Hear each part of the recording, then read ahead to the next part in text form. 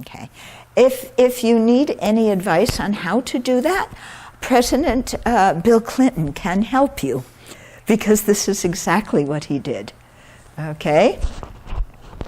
So, he messed around with Monica, and then he said, no, I didn't do anything. And so I think what was so disturbing to people was not that he messed around with Monica.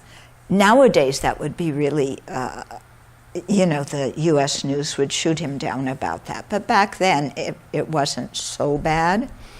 But what the population really was upset about was that he lied. Yeah? So we have to look at the situations where we lie and why we lie. And if there's something that we did before that we don't want anybody else to know about, rather than lie about it, because people will eventually find out that we're not telling the truth. Eventually they find that out.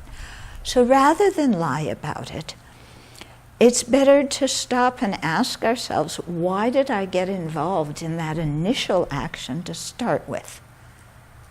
Yeah, what was my motivation? What was I looking for? What was I needing, And then do some purification of that initial action.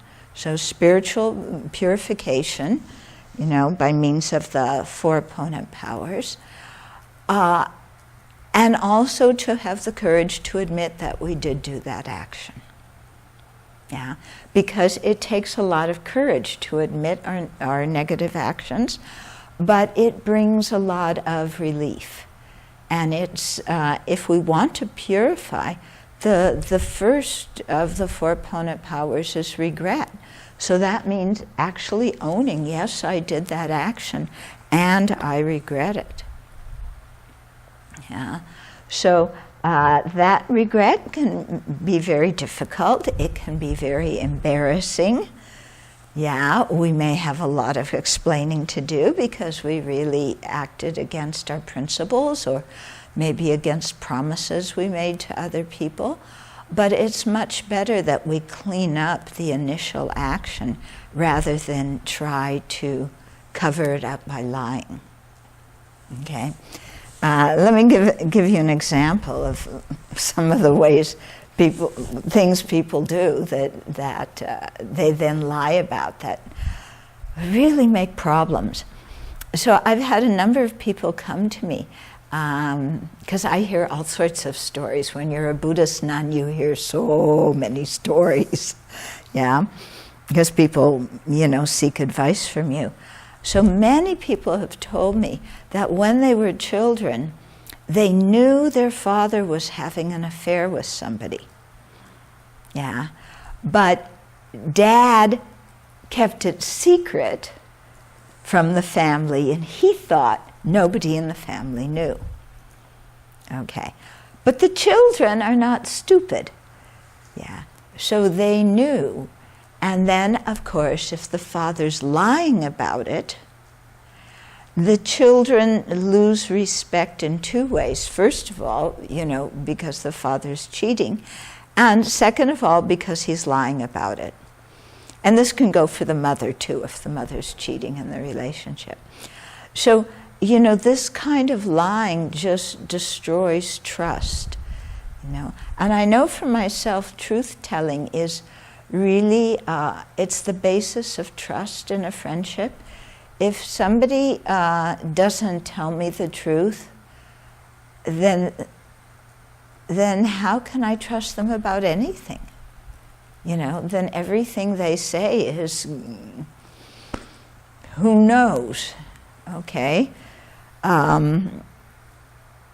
Like our dear president now, who says one thing one day and another thing the next day, and they contradict each other, and you wind up with, I really can't trust anything this person says.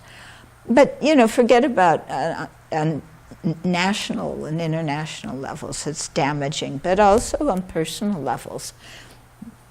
And I really feel that when people lie to me, when they don't tell me the truth, I feel that I feel rather offended. I don't get offended very easily, but this offends me because it's like somebody saying, I can't trust you to bear the truth, so I'm going to lie to you. And it's like somebody is assuming I can't bear the truth. But wait a minute, I'm an adult. I can bear the truth. I want to hear the truth. Don't lie to me. Don't make that assumption about me. Yeah, because if you lie, then, how am I ever going to trust you again? Yeah, so better just to tell the truth.